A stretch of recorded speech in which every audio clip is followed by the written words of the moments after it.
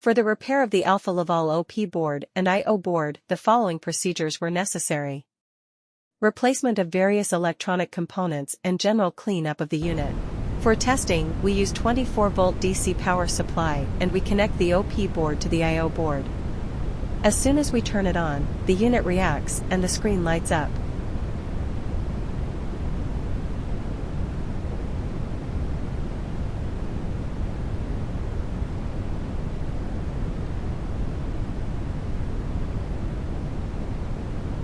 The error message is due to lack of additional units. The process is repeated for the other I/O board, using the same operation front module as the previous one.